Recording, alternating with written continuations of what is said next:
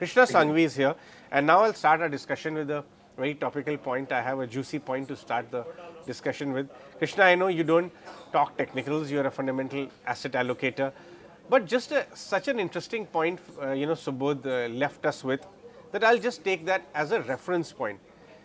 His chart reading tells that Nifty has a potential to double in the next 4 to 5 years. I'll talk to you from the other stance. Do you think Nifty earnings can double in the next 4 years? Because earnings, stocks actually follow the earnings. Do you think that kind of earnings comfort are you getting when you look at Nifty around 1000, 1100 earnings per share right now? Can it double in the next 4 5 years? Yeah, sure, Ajay. I think we are in for a growth phase as far as the economy is concerned, right? So you look at any parameter, India is growing, and if we are going to catch up with the number 4 player or number 5 players in number 4 and number 3 players on the economy in dollar terms, I'm sure our rupee growth will be significantly better, and yeah, Nifty and all our earnings track rupee. So our broad sense is yes, earning growth in the Indian context will be higher than the nominal GDP growth rate for India as a country. As far as Nifty specific is concerned, clearly it's while it's always easy to say yes or no, but I will to appreciate that what Nifty we are seeing today may or may not remain same in terms of the index constituents. The relative earning profiles does change with time because new stocks are added or some old stocks are deleted. But broadly, yes, I think nominal GDP growth rate plus 2-3% is what Indian corporates have delivered, especially the large ones. And one does expect that to really play out in the Indian context also. Yes. Interesting. Okay, but let's also talk a bit near term. Now, while we are looking at even the RBI's monthly bulletin, which came in last evening, seems to be presenting a pretty decent case for where the economy is right now. The high frequency indicators, not to mention RBI's recent commentary about closer to 8% growth, all of that. But market cycle versus economic cycle. Market cycle may have already kind of run its course. That's what most are talking. Are you of the opinion as well? How would you compare the both? Yeah, clearly, market cycle and economic cycle, do they have their own little bit growth path? On a moment you start looking at shorter end, moment you become a medium term, long term, we know eventually the two has to converge, has to coexist, and that's where the long term return wealth creation potentials are all for. If you look at yes, absolute near term, we do believe that yes, a lot of this growth potential could have been captured in some segment of the market through the market cycle appreciation. And one of the best part about equity markets perhaps can be that there will be some pockets where the incremental earning growth or the incremental market cycle catch up can happen, and that's a belief that yes, economic cycle and market cycle do have their own slightly different growth path. Eventually they converge, but yeah, in between sector rotation, possibly stock selection definitely creates those opportunity for those playing out their cycles. Within the market, I mean, there is a opinion on that from here on, actually the large caps offer better value, small caps don't. Small caps saw the fair bit of corrective phase and a shakeout as well. How did you approach, and what is your observation on this part? Yeah, Ajay, so again, we've been, observing Indian markets for maybe a couple of decades, and we always had this kind of, debates playing out over last 2 decades. What about relative choice between large, mid, and small?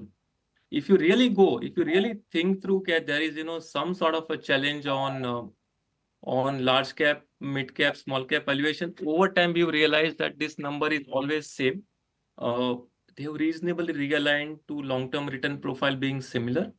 What changes in the short term is the excess of either investor optimism or excess of earning growth in some category, which can create those distortions. For now, let's look at today where we stand. Approximately a year back, Indian markets had made some sort of relevant bottoms in, let's say, valuation terms or in price terms for all the indices, but last 12 months has been pretty good for small cap, mid cap, primarily, and maybe a large cap later on. So coming from a strong base, where the large cap itself, it's where the small cap itself would have given a 60% kind of return. mid cap 50% plus kind of return, yeah, it's time for some consolidation because we know that markets are not known to give, a 50% CAGR kind of numbers. So to that extent, I think more is, change of course where large caps have become far more attractive than what maybe they were some time back. And yes, market relative outperformance cycle does play out over market caps. So for now, we do believe, large caps offer as a overall space far more value, far more investable opportunities. Having said that, yes, clearly the way Indian economy is, the sheer number of companies available for investing, especially in small caps, we do believe there are, enough opportunities as such in small caps. But as an aggregate basket, yeah, large cap offers better value. Okay, I also want to understand slightly structural. When I ask you what is looking good, how you've been deploying your additional, kind of capital coming, your flows coming your way. I want to understand themes which are looking good, more durable in nature. Things which India would be building, India would be consuming, India services or products or manufacturing, where we have seen some of the other global economies already done that, say US for that matter, or parts of West, or China, our nearest competitor for everything. So where should one get into in those lines? Yeah, sure. Clearly, if you look at, what is the relevant theme for, this particular decade is likely to be India manufacturing, where, India as a country will either do exports of new goods, which we've not been doing till now, or import substitution of something else which India is consuming as a importer.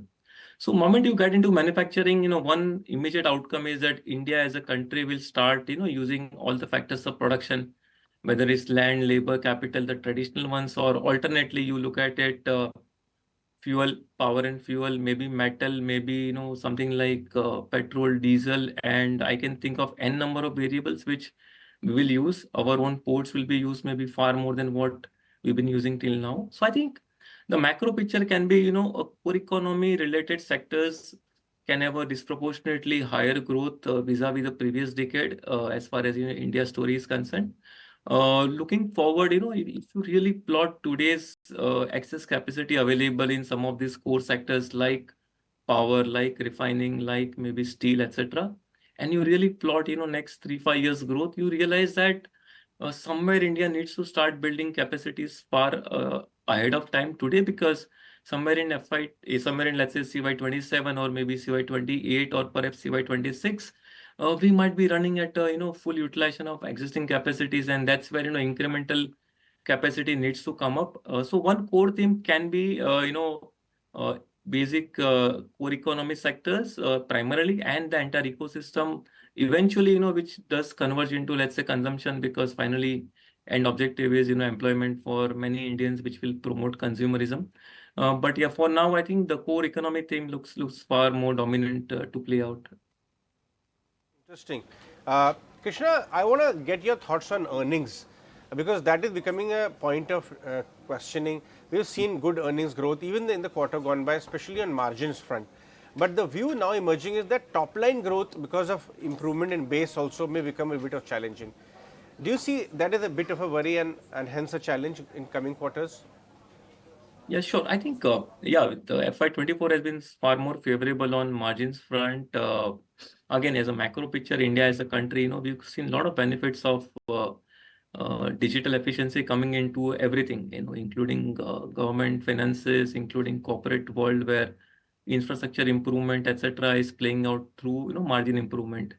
Going ahead, we do need, the volume growth to pick up. We have to possibly, let's look at current year data itself. We're running nominal GDP of around 9%, GST collection of 11.7%, and maybe real GDP should be somewhere closer to maybe 7.5 or perhaps higher, depending on what final Q4 numbers are. So I think we do need volume growth, and that's the idea. As manufacturing picks up in India, going ahead, as those PLIs do start playing out in terms of actual output being visible, we'll have that volume-led growth, and that will percolate through a lot of things, including maybe property cycle, including consumption, discretionary, etc. Right. All right, Krishna, we'll let you go on that one. Thanks so much for joining us on the show today. That was Krishna Sanghavi of Manulife.